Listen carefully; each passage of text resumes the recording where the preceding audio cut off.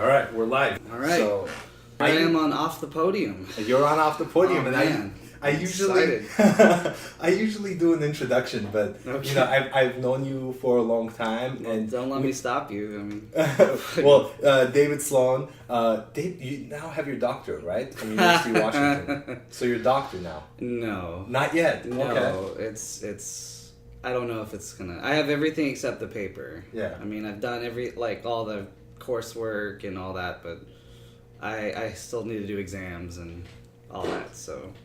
So No. for those who don't know, what's a doctorate in music entail? A doctorate in music. So. I have one of those, but Yeah, of course. So yeah, why are you asking me then? You would know more than I do. But so a doctorate in music is so you got to practice. Well, yeah, you have to basically just take a bunch of classes, play in a bunch of ensembles. Then you have to read a bunch, decide what you want to write about, and then they're gonna ask you questions about it, and then you write a bunch, and then you get the thing, and you're a doctor of music, and you get to tell people that you're a doctor. You get to correct them a bunch. Yeah. And it's like, oh, I'm not Mr. Sloan, Doctor Sloan.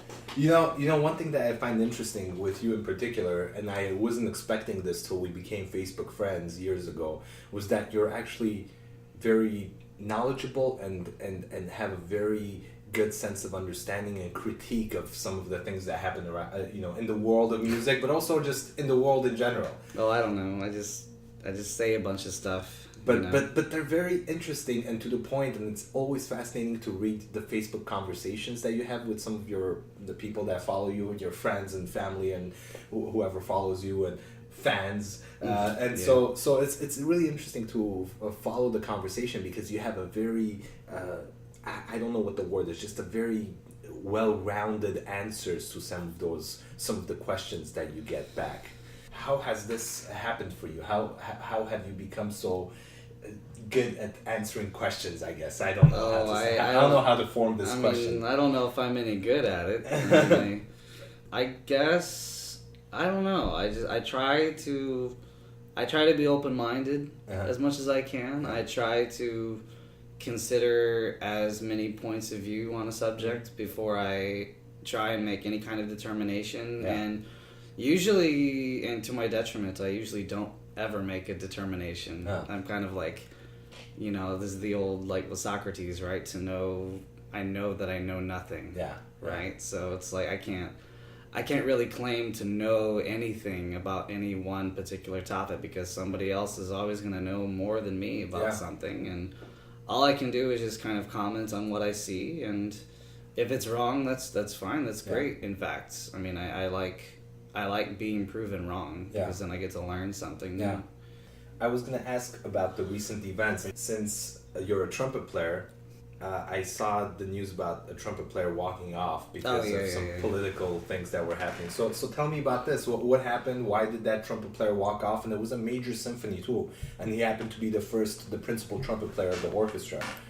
And what your thoughts are about all of that? Yeah, it's referring to Manny Laureano, who's principal trumpet of the Minnesota Symphony Orchestra. Which is one of the great orchestras in the country and in the world. Fantastic player. He used to play here, actually. He was in Seattle before he came to Minneapolis, Minnesota, which is 10 minutes Minneapolis, like Tri-Cities or something, right? Yeah. So, but yeah, apparently he's also quite conservative in his views. He's one. And that's something for the I always say this. My brother is a really hardcore follower of this podcast, even though he has nothing to do with. He doesn't. He used to sing in a rock band. He still stays active, but he's not a classical musician. And most of my guests are classical and jazz musicians. Yeah. But I must say that a lot of musicians that we meet, especially in Seattle, classical musicians, they're not conservative.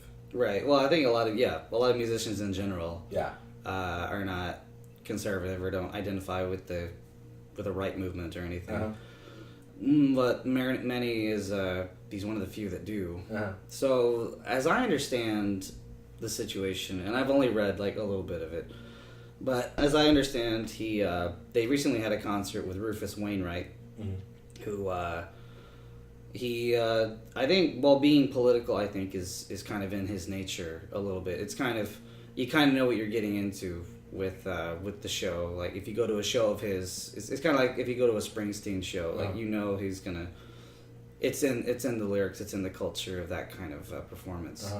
So anyway, Wainwright was going into his show, and I think during his show he started doing it and kind of going off on some kind of a rant or just saying something that was anti whatever this administration and whatever. And then Loriano took it personally and decided to walk off stage in the middle of the show. Now, he also had said that this was kind of a build-up.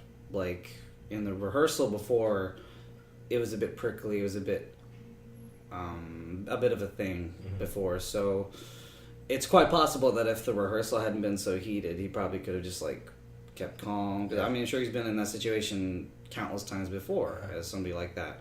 But this was just one time too many. And so, he got some heat for that. And apparently, I heard that he's... I don't know if he's probably not in trouble, I would imagine, but I think he's going to use the union in some way to help him if he is. But I really am quite ignorant of this subject, other than like the article or two that I've read. Yeah. How are contracts usually? I mean, I don't know the actual musician contracts. You might know, but can you just walk off during the performance? No, not usually. What's the deal with that? Do you know if they might take some money from you or they might sue you for... I don't know, actually. It probably depends on the orchestra and the particular contract, but I mean, some kind of disciplinary action would probably happen. I mean, you would probably if it depends also, like if he's known for that, like if he's done that sort of thing, or if it's repeat behavior, or then there's probably a different kind of line of going down. But I mean, he's been playing that orchestra for like 30 years. Yeah. He, of course, has tenure. He's a fantastic player, very well known in the community, and very well known not just in the community, but in the. He also helps to run the youth orchestra. Yeah, I read that. Yeah. So he's very very big in the outreach as well. So that's why I would imagine he's not. He'll probably get into some kind of thing, like there'll be like some kind of reprimand, or maybe they'll dock him for a service or whatever, but I don't see him getting into any serious trouble, especially since it's not really getting any attention. Yeah. So it got a little bit of attention with your post. Oh yeah, a little bit, but I mean, like it hasn't been picked up by like Fox or anybody who would run with a story like that. Yeah. And so I think as long as that story is kind of grounded, they won't really care. Yeah. Going from there with pop and classical collaborations, what's your take on that? Some classical musicians say that it shouldn't be done. Others say, others like it.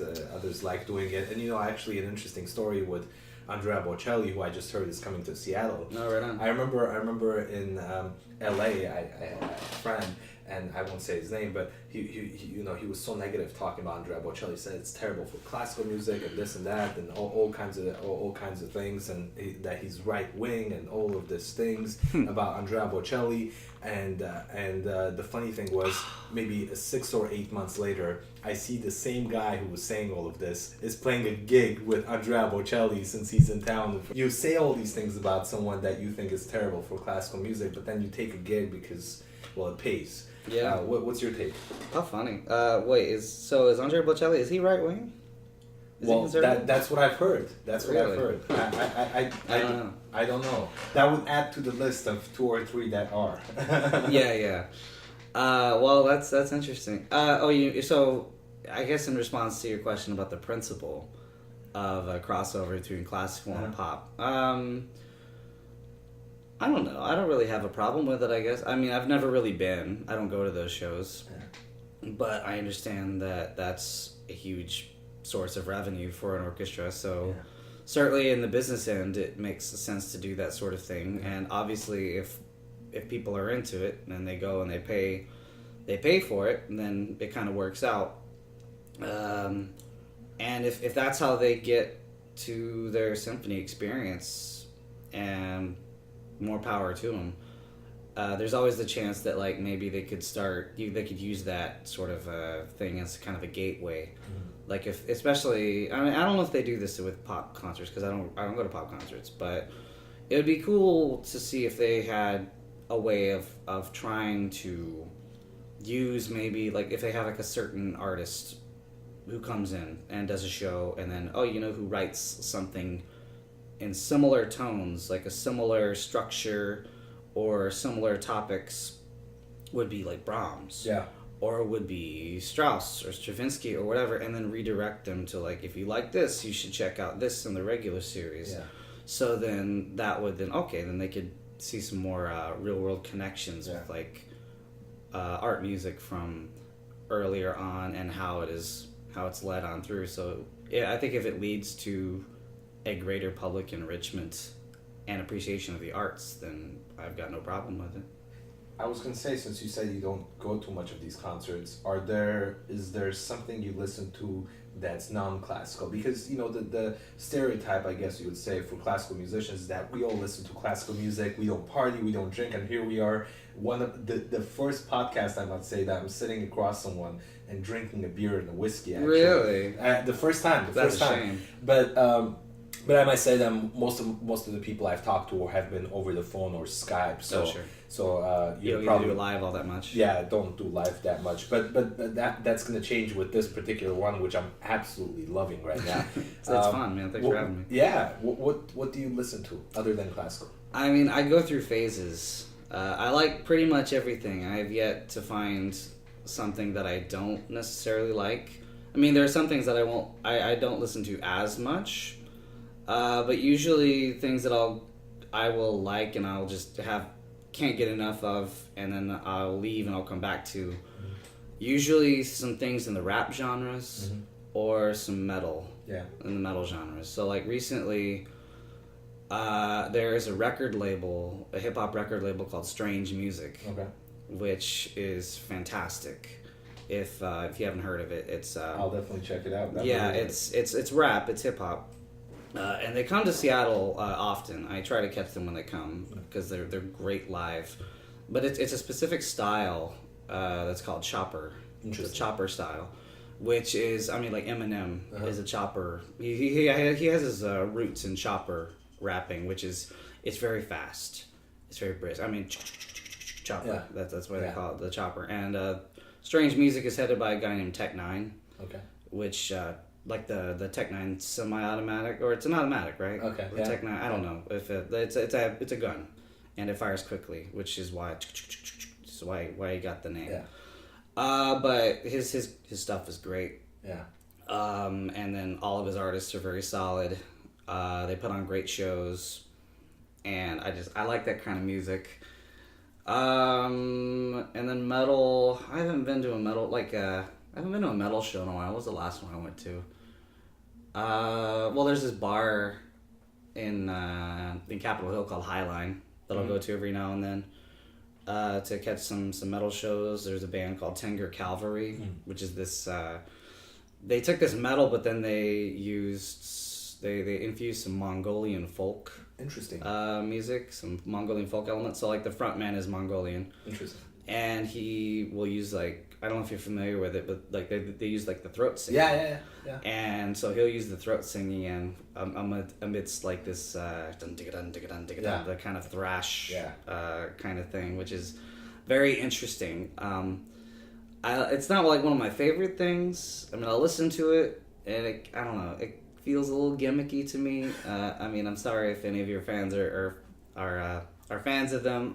They're more than willing to, or more than welcome to correct me if I'm wrong. Yeah. But the vibe I got was fun, but it's like once you get past that, there's only so much you can do it. But what can I say? I liked them. I got a T-shirt. It was good. When you get a T-shirt, that means you're a fan. Oh yeah, I mean I just support them, and yeah. So I will get it, and it's fun. It made an impression on me. It made me buy a T-shirt. Yeah. There's a genre called, I think it's grindcore, which is kind of like metal, but it's very brisk. There's a lot more of a punk element to it. There's not as much of a there's not as much of a groove like rock and roll element, kind of like Metallica or Slayer would have like the thrash kind of thing, or like AC/DC, which I know is not metal.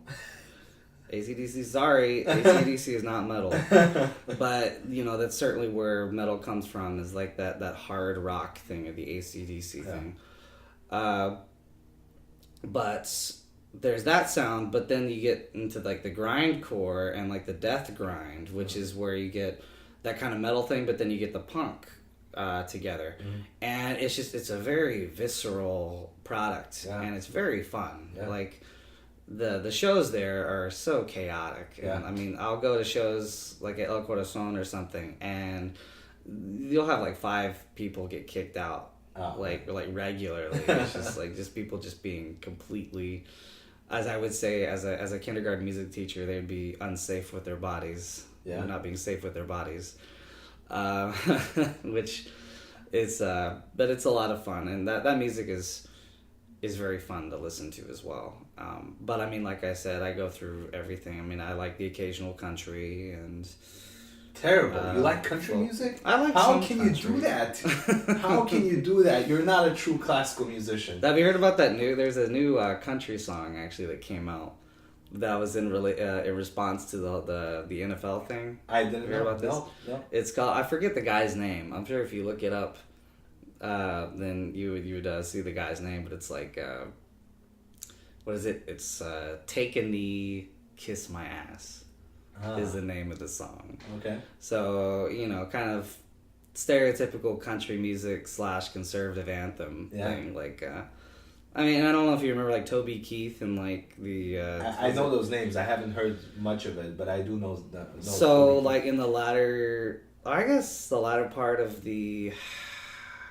When was the Iraq War like starting to really go down or in really trouble? Like 2004 or 5 or so. Okay. Like right at the beginning of Bush's second term, I think, was right when like people were realizing that the Iraq War was a mess, and then that's right when you had like the Dixie Chicks was like one of the artists that came out against the Iraq War. Okay. And so that kind of sparked a thing of like, oh, they're being unpatriotic, and then you had like a bunch of country stars that were making these kind of rallying calls. Like I think Toby Keith was one who made some kind of a thing about the U.S. being patriotic and all that in response to that. But anyway, that's, I mean, at least in recent history, country has a history of that whole kind of rally around the flag and, you know, love it or leave it kind of mentality. So this is like the recent example of patriotism in country music. But I don't know, I haven't listened to it yet, so I don't know if it's a good song or not. Are you patriotic? Am I patriotic?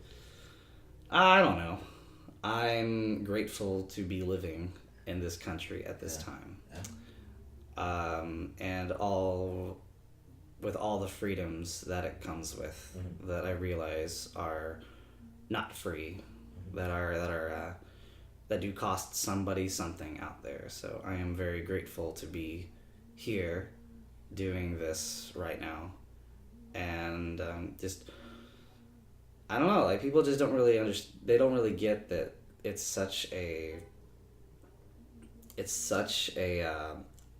blessing, really, that you can just say whatever you want. That's right. Without any real fear of reprisal. I mean, I think there was some story I just saw of like China, that they just had some kind of like a public, like I don't know, 10 or 15 people said that like they were sentenced to death in a like a public, like being onlooked by like thousands of people, like at a stadium or something, like 10 or 15 people being sentenced to death or something. It's just insane. I mean, people just don't understand. I mean, and maybe they do, but I think that a lot of people need some perspective and kind of need to realize that it's nice, really nice and fortunate what this country has.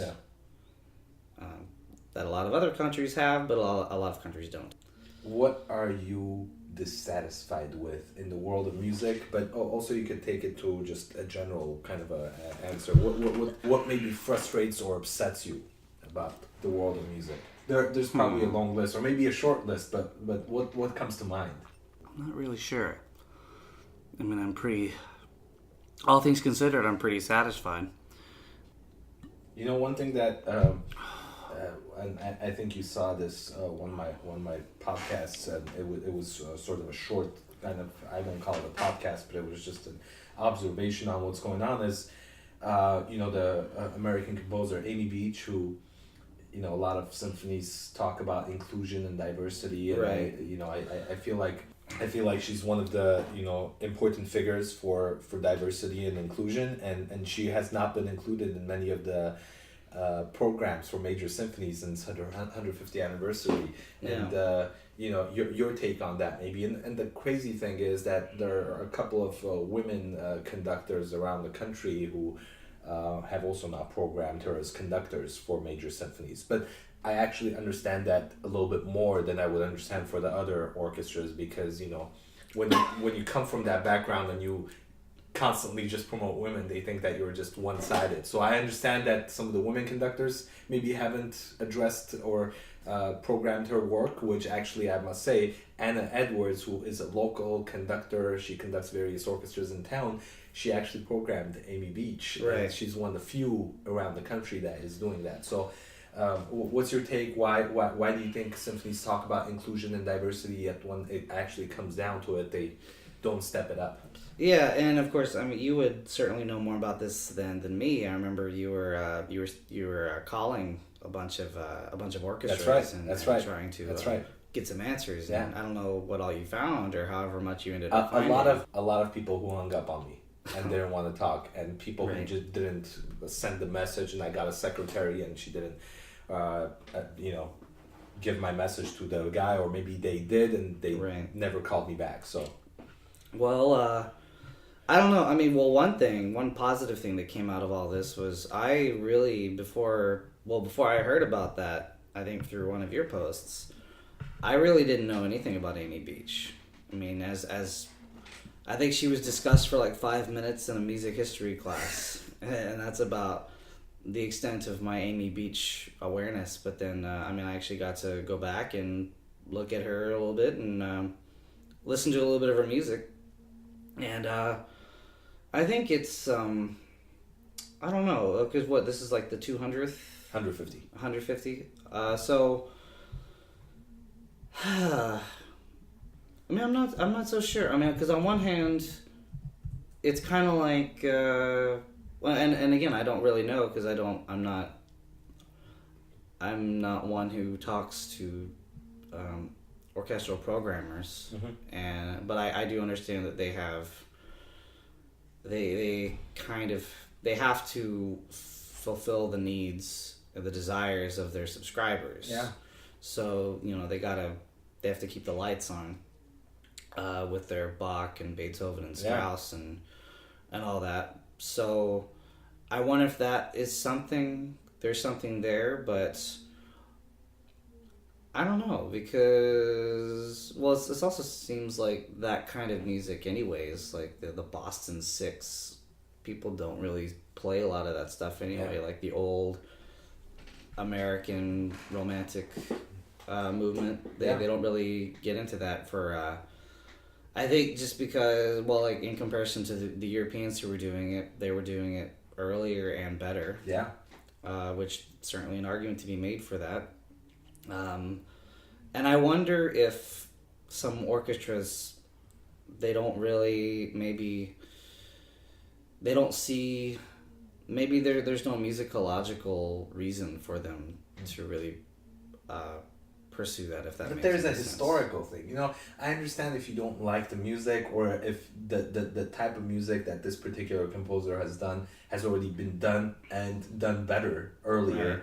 But there's some kind of a significance for the importance of this particular person as a minority in the field where it was mostly male dominant, especially at the time. Right. And so she comes in, she does this, and she is well received at the time with the Boston Symphony and others, and then sort of just fallen out of favor, or people found other things, other composers. I mean, I find it very similar in some ways to Kalinikov, who not many people know. Yeah. But Kalinikov's symphonies are great. But when you consider the late Romantic, or even the whole 20th century and coming into the 21st century, even Russian composers, there's just so many of them, and all of them are just absolutely amazing. Yeah. And obviously someone like Kalinikov, having died at only 35 or so, would probably not have survived, even though both of his symphonies are really great. And I've had the privilege of conducting the first one twice. Oh, great. So I've never done the second symphony, but I'll get to it at some point. Yeah, I love the first one. Yeah.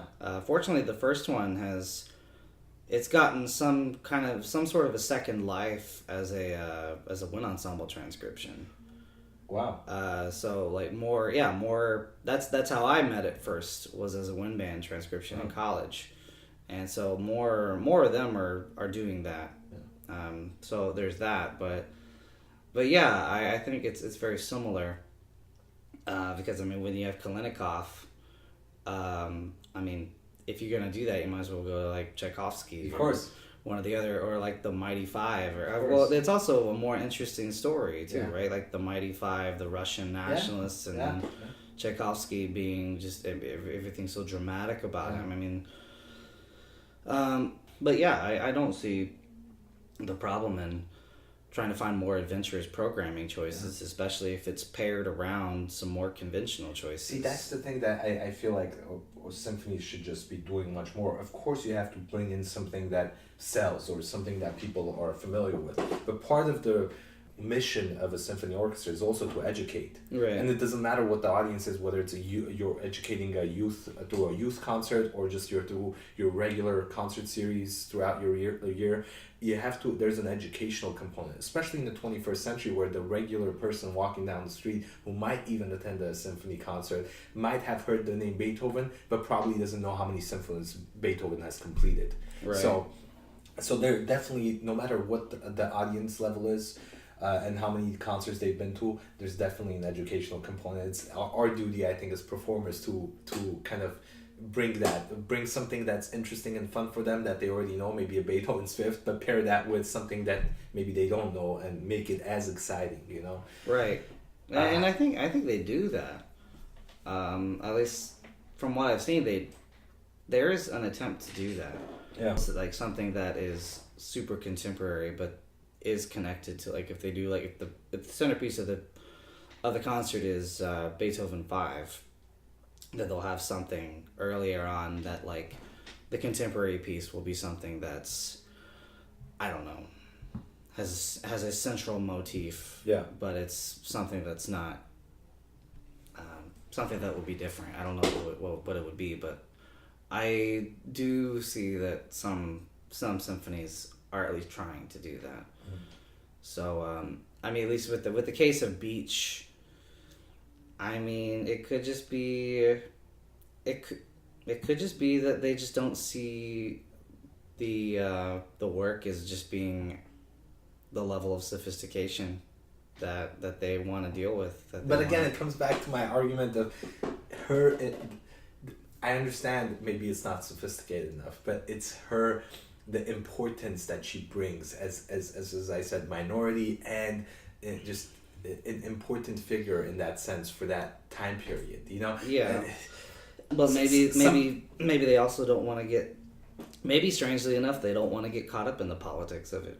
They talk so much about diversity and equality and all these things. I just wish they, and they're doing a lot of wonderful things, but I just wish some of these things were thought through. But anyways, let's go to a different topic of education maybe, and what's your thoughts and take on the current education system, particularly in the music field?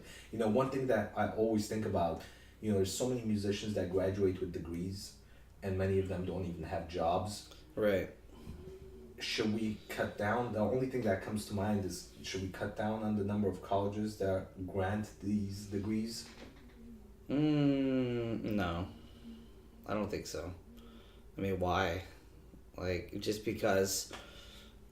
I mean, if we do that, like, just because... Well, okay. So should we then yield to the market every so often? Like just look at the market for like however many jobs there are, and then like, oh, okay, so this field is not selling well, so we need to, like, who makes the decision of that? Who makes the call? Let me tell you, most fields, when you look at most fields, it might have ups and downs. Classical music regularly for the past like 70 years, especially in this country, has just been on the decline. Yeah. There are slight little ups, but for the most part, it's just going down. Sure. As far as orchestras are folding left and right, and music organizations are not doing well. There are a few things, but for the most part, that's the case. But no, I would love to hear your thoughts. I mean, I don't know. I think, yeah, for sure. The job thing. I mean, that's kind of that's unfortunate. I mean, as somebody who enjoys classical music and live symphony orchestras, that's obviously unfortunate. But on the other hand, we shouldn't just look at the degree or the field of study as just the goal of majoring in music and brass performance should not just be to get a job in brass performance. Like, that would be the most logical use of that degree, right? Is to, you get really good at playing the trumpet, and then so you get a job playing the trumpet somewhere. That's the most logical use of it. However, the other things that are involved in that sort of thing would be especially with the classes that are going on, but like how the types of classes, a lot of the reading that's going on, a lot of the processes involved in perfecting the craft. Mm-hmm. Like when you're sitting in the practice room and you're kind of whittling away at an etude or an excerpt and trying to make every note just as perfect, as phrase as perfect, mm-hmm. and communicate something to the audience. I mean, you're really practicing any number of skills that are transferable all across the job market. Mm-hmm.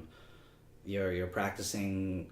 You're developing an idea of a personal standard. Mm-hmm. And really, especially if you practice auditioning, you're practicing salesmanship, mm-hmm. which, I mean, just with those, like just having a high standard salesmanship, the types of topics that one discusses in the classes about the music. I mean, the content is, I guess what I'm getting at is like the content is kind of secondary, mm-hmm. compared to the kind of processes by which you're still growing your brain. So, but do most classical musicians think about it in the way you're thinking about it? Because a lot of them think about it as, I went through this whole process, I got my bachelor's, my master's, I even got an artist diploma, some of them got doctoral degrees, and now I don't have a job. Right. And yeah, frustration kicks in. For sure. And it's tough. It's tough out there. For sure. But then that's another thing though, is also dealing with the rejection that comes with that. The frustration that comes with that. I mean, all of these are things that are dealing with adversity. These are all things that are transferable to the job market in some way. Should that be something that's taught at the university level? Should there be a class that says, all of these skills are somehow, you could use them in a different way? We know you're passionate about music, you've put a lot of time, but being realistic about it, you should consider these other options. Should that be, because that's not something that's taught on the college level. Well, I think some of the conservatories are starting to do that. Which is a great idea, and I wish every single one of them did. Yeah, well, I mean, they really should. I mean, especially the conservatories, which are light on the academics and heavy on the performance. That's right. And I think, as far as I know, some of them are doing that.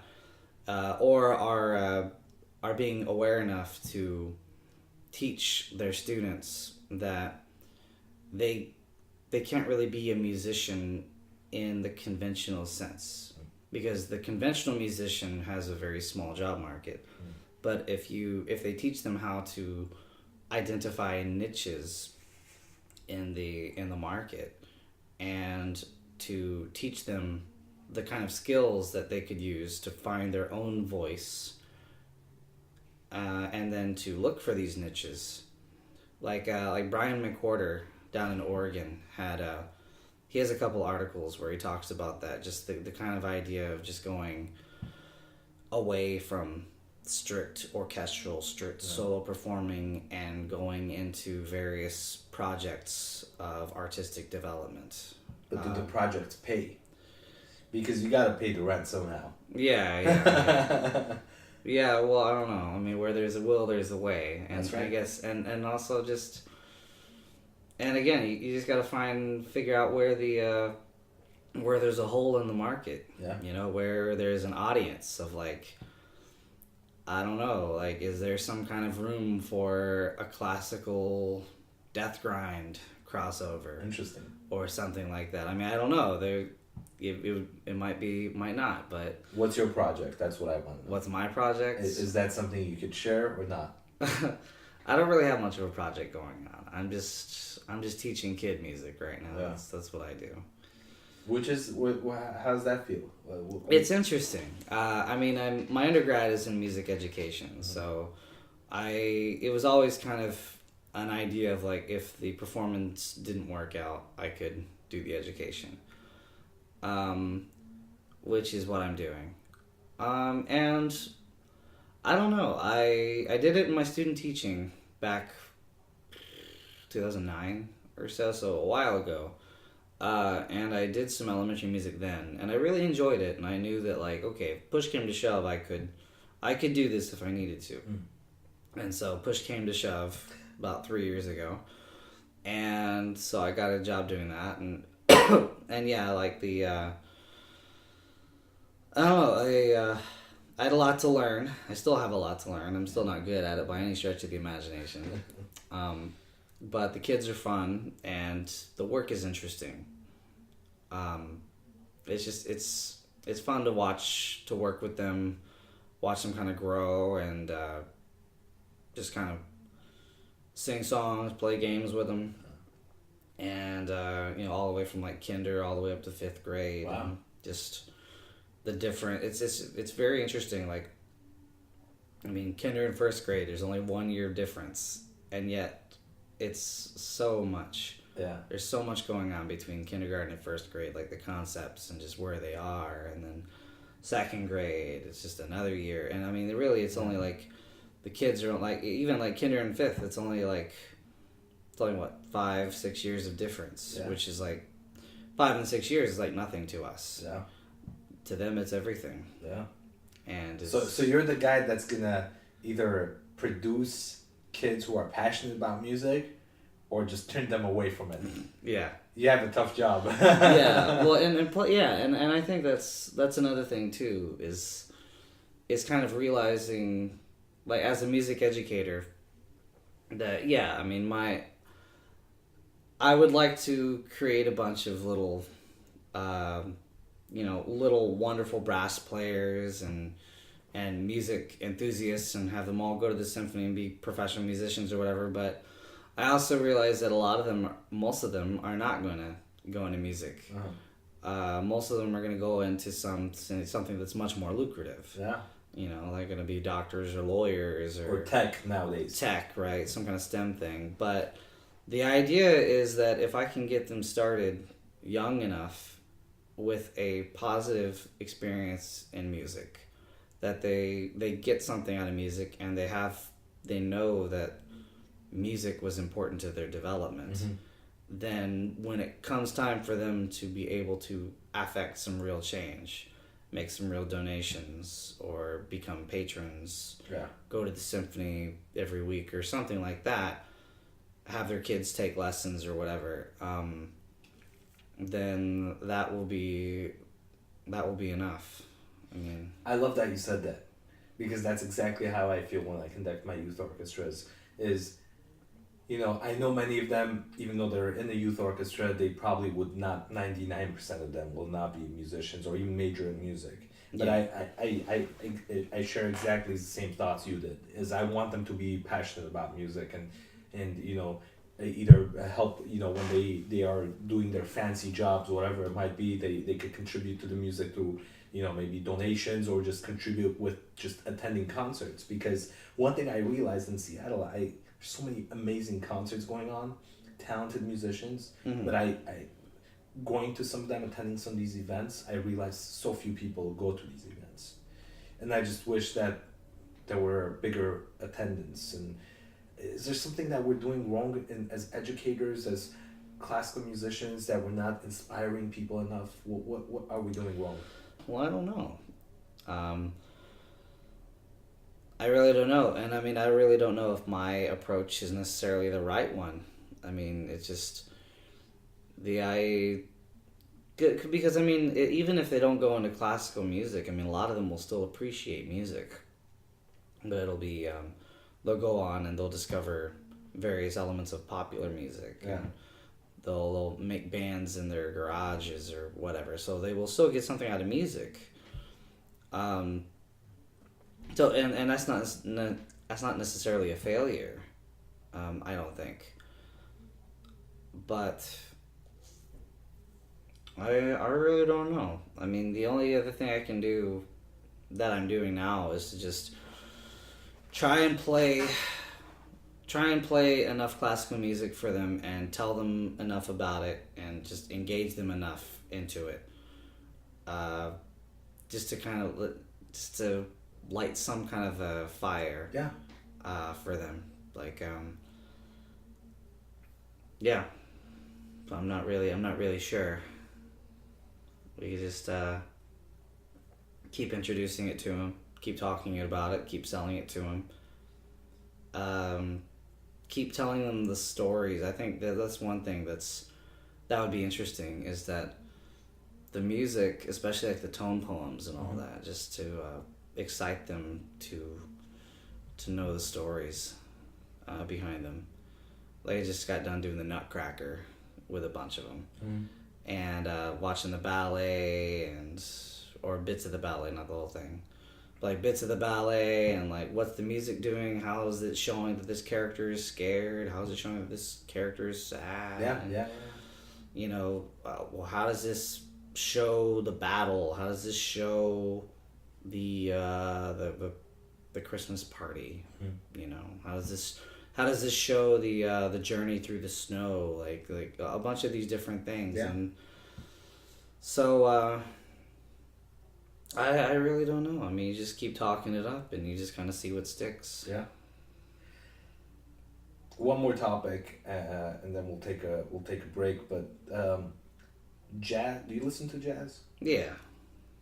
I had Christian McBride, who's one of the most famous bass players. Oh, yeah, right on. Yeah, he's awesome. He's one of the great jazz bassists of his generation and just in general. And I had him on, and I asked him the same question. I said, why did jazz go the same route that the classical music did? Why did jazz go from being the people's music to being a concert hall kind of a thing, where it's getting further and further away from the people, and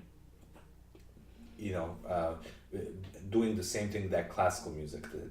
And he had a different answer. Maybe if you get a chance to listen to it, listen to his answer. But I want to get your take on that. Why is jazz doing the same things or trying to be a concert hall kind of a music style, instead of just being the people's music, sticking to the clubs, being a smaller and more of a chamber kind of a situation and being a kind of a music where there's 1,000-seat auditorium, and right. you get a jazz trio performing for you. Yeah, I don't know. I would be interested to hear his answer. I mean, he would certainly be more informed about it than I. Yeah. I mean, I'm only a jazz enthusiast. Yeah. Really, I don't really play all that much, but I mean, it seems. Well, I'll give you a bit of what he said. I can't. I'm not saying. I'm not quoting exactly what he said, but he said something along the lines of, jazz for so many years wasn't really respected, both in the academic circles and just in general. It wasn't respected by the elite. So the gradual change where it went into the academic world, where you could now get a doctoral degree or PhD or whatever you call it, DMA in jazz performance, and you could also listen to jazz in big stages just as you do. So it was sort of a gradual change where jazz musicians just wanted more respect, and classical music was where they wanted to be, sort of in that same direction. Yeah, I could see that. Yeah, I could see that for sure. I mean, I don't really see. I don't know. I mean, even now, I would see like most of the jazz acts are still somewhat in the smaller venues. It's true. Yeah. I mean, even like the bigger names. I mean, they'll go to Jazz Alley, which, I mean, granted, I've never been to Jazz Alley, but well, we have to change that. We have to go together. Oh, we gotta go. Okay. Well, yeah, I definitely need to go at some point. But I mean, I would imagine like Jazz Alley is still a smaller venue than say like Benaroya Hall or some kind of a concert hall, but that's designed to seat like hundreds of people. Yeah, but the jazz musicians, especially the top ones, do tour, and some of them do come to Benaroya Hall. Oh, of course. Yeah. And I mean, and I would imagine some of that's just kind of out of practicality. Just there's just going to be a lot more seats that they need filled. Of course.